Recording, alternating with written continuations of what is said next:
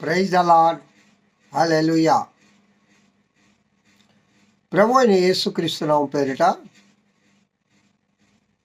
మీ అందరికీ శుభోదయం. ప్రియ దేవుని బిడ్డలారా, ఏకోజాములో ఆ దేవదేవుని సన్నిధిలో చేరి ఆ మహోన్నతుని మహిమాన్వితుని నా ప్రియుడైన ఘనమైన ప్రభు అయిన యేసుక్రీస్తు నామమును సన్నుతించుటకు, స్తుతించుటకు, గణపరచుటకు ఆ దేవదేవుడు మనకు అనుగ్రహించిన ఈ గొప్ప ఆశీర్వాదకరమైన సమయమును బట్టి, దినమును బట్టి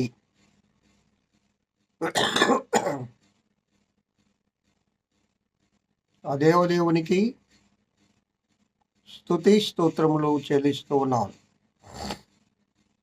హల్లెలూయా. ప్రియ దేవుని బిడ్డలారా, ఈ 21వ తేదీ 3వ నెల 25వ సంవత్సరంలో ఆ ప్రభు సన్నిధిలో మనం అందరము చేరి ఉన్నాం. ఈ దినము అందిన ఆహారాన్ని భుజిద్దాం రండి. పరిశుద్ధాత్మ దేవుడు తనదైన శైలిలో ఓ మంచి భోజనాన్ని, మనకు ఆత్మీయ భోజనాన్ని సిద్ధపాటు చేసి ఉన్నారు. జాగ్రత్తగా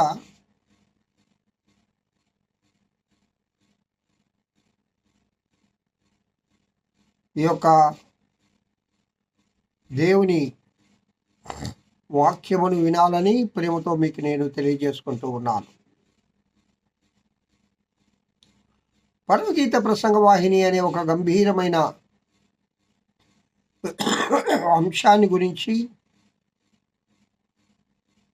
గత ఈ నూతన సంవత్సరములో జనవరి నెల నుండి మనము ధ్యానం చేసుకుంటున్నాం కదా. పరమగీతముల గ్రంథము 1వ అధ్యాయము 3వ వచనం. నీవు పూసుకొను పరిమళ తైలము సువాసన గలది, నీ పేరు పోయబడిన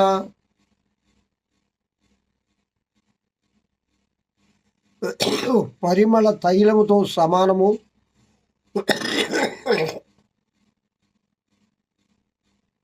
కన్యకలు నిన్ను ప్రేమించుదురు. ఈ మాటలు పలుకుతున్నది షూలిమితి తన ప్రియునితో ఇక్కడ మాట్లాడుతూ ఉంది. 2వ వచనము నుండి 3వ వచనం వరకు. నోటి ముద్దులతో అతడు నన్ను ముద్దు పెట్టుకొనును గాక, నీ ప్రేమ ద్రాక్ష రసము కన్నా మధురము, నీవు పూసుకొను పరిమళ తైలము సువాసన గలది, నీ పేరు పోయబడిన పరిమళ తైలముతో సమానము.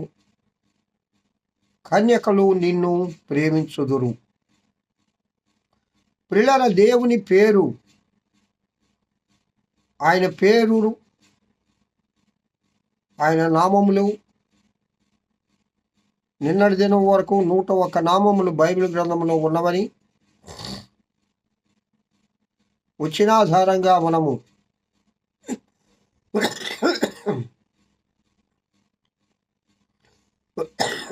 వాటిని చూడడం జరిగింది.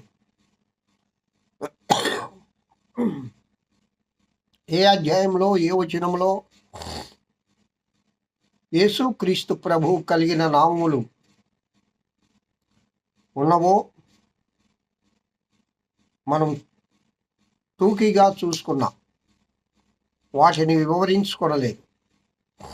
సరే ప్రియులారా, వివరణలోకి వెళ్లకుండా మనము ఆయన పేరు దేంతో సమానము అని ఇక్కడ షూల్బిత్ చెప్తుందంటే పరిమళ తైలముతో సమానం. ఈ పరిమళ తైలం గురించి కూడా మనం కొంతమేర ఆత్మదేవుడు మనకు బోధించినది మనం విన్నాం.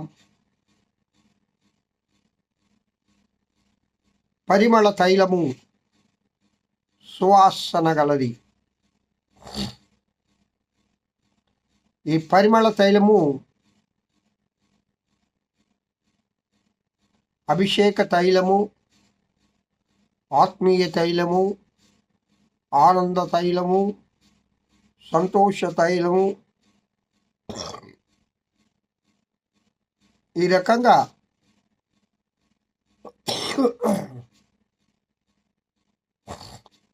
అనేక తైలముల గురించి మనము ఆత్మదేవుడు మనకు బోధించిన కొలది మనము తెలుసుకున్నాం. పరిశుద్ధాత్మదేవుడు మనకు ఏ మేరకు ఏది అవసరమో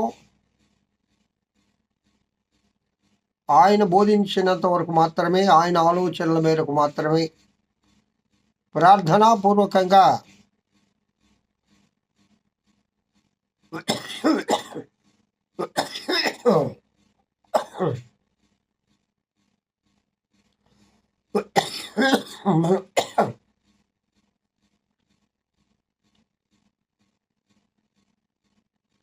మనము ధ్యానం చేసుకుంటూ ఉన్నాం ప్రియులరా.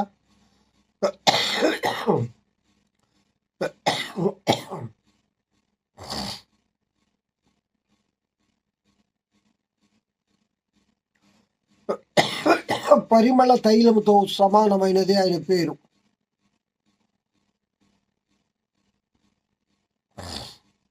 సొలొమోన్ మహారాజు గారు ప్రసంగి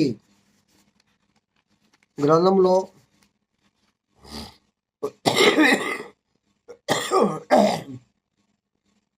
7వ అధ్యాయము 1వ వచనంలో ఒక మంచి మాట చెప్తారు. సుగంధ తైలము కంటే మంచి పేరు మేలు.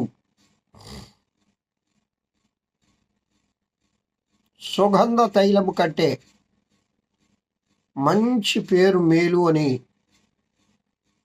సొలొమోన్ పరమజ్ఞాని అయిన సొలొమోన్ మహారాజు గారు చెప్తారు. ఇక్కడ నీ పేరు పోయబడిన పరిమళ తైలముతో సమానము. ఈ పరమగీతముల గ్రంథకర్త కూడా సొలొమోన్ మహారాజు గారే. అక్కడేమో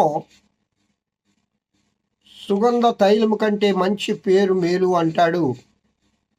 ఇక్కడేమో నీ పేరు పోయబడిన పరిమళ తైలముతో సమానము అంటాడు. అంటే ఈ రెండు భాగాలను మనం ఓ మారు పరిశీలన చేసుకుంటే పేరుకు ప్రాధాన్యత ఎక్కువగా ఉంది కానీ పరిమళ తైలముకు కాదు. సుగంధ తైలాలు, పరిమళ తైలం వాటికంటే మంచి పేరు మేలు. అసలు మంచి పేరు అంటే ఏమిటి? ఇక్కడ పేరు అనగానే తీరు గురించి మనము ధ్యానం చేసుకోవాలి. పేరు అనగానే తీరు గురించి ధ్యానం చేసుకోవాలి. తీరు అని మనం అనుకోవాలి.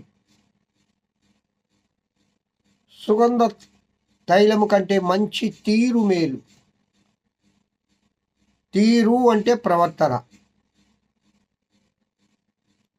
పేరులో ఏముందిలే, తీరులో ఉండాలి అంటారు పెద్దలు. పేరుకు తగిన జీవితం, పేరుకు తగిన తీరు, పేరుకు తగిన సాక్ష్యం పేరుకు తగిన ప్రవర్తన మనం కలిగి ఉండాలి. యేసు అంటే రక్షకుడు, నిజమే. ఆయన ఈ లోకానికి వచ్చింది వారి పాపముల నుండి వారిని రక్షించుటకు. క్రీస్తు యేసు ఈ లోకమునకు వచ్చాడు. కాబట్టి అక్కడ ఆయన రక్షకుడు అంటే ఆయన మానవీయ పాపముల నుండి వారిని రక్షించడానికి మానవులను ఈ లోకానికి వచ్చాడు. ఆయన పేరుకు తగ్గట్టుగా ఆయన రక్షణ కార్యము ప్రారంభించి పూర్తి చేశారు. క్రీస్తు అంటే అభిషక్తుడు. ఆయన దేవుని పరిశుద్ధాత్మ చేత అభిషేకము పొంది ఆ అభిషేకాన్ని అనేక మందికి ఆయన పంచిపెట్టాడు. 3.5 సంవత్సర కాలంలో స్వార్థిక జీవితంలో ఆయన ఎంత గొప్ప అభిషిక్తుడో మనం తెలుసుకోగలుగుతూ ఉన్నాం. కావున ప్రియులారా, ఆయన పేరు అన్ని నామముల కన్నా యేసయ్యా నీ నామమే మిన్నా. దేవుని నామం పరిమళ తైలం. అది పరము నుండి పోయబడిన పరిమళ తైలం. ఇంకో మాట చెప్పనా? యేసుక్రీస్తు ప్రభు పేరు పరలోకము నుండి దూతల చేత ఈ లోకానికి పంపబడింది. పరమదేవుడు యేసు అనే పేరును పరమ నుండి ఈ లోకానికి తీసుకొస్తాడు ఆయనకి పెట్టడానికి. యేసుతో చెప్తాడు, ఆయనకి యేసు అని పేరు పెట్టము, నీ ఇష్టం వచ్చిన పేరు కాదు. అలాగే ఇంకొక భక్తుడు కూడా బైబిల్ గ్రంథంలో ఆయనకు యోహాను అని పేరు పెట్టు అని జకర్యాతో ప్రభు చెప్తాడు. అలాగే గిద్యోనును పిరికివాడుగా గానుగ చాటు దాగుకుంటూ గోధుమలను నల్లగొట్టుకుంటున్న ఆ గిద్యోనును పరాక్రము గల శూరుడా అని దేవుడు పేరెత్తి పిలుస్తాడు. ఈ విధంగా వారిలో ఉన్న తీరును బట్టి దేవుడు పిలుస్తాడు. కావున ప్రియ సహోదరి సహోదరుడా, ఈ వాక్యం వింటున్న ప్రియులారా, మీ తల్లిదండ్రి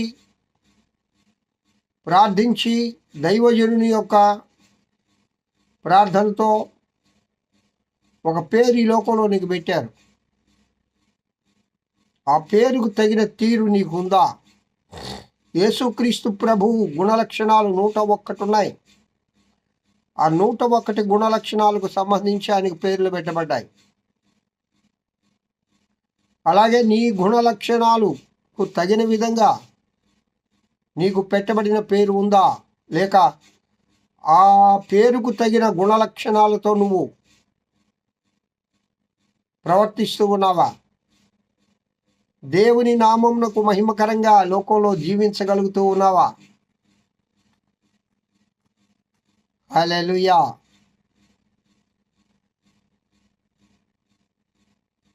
దేవుని నామమును ప్రచురపరిచేవాడివుగా నీవు ఉంటూ ఉన్నావా లేదా అని ఒకసారి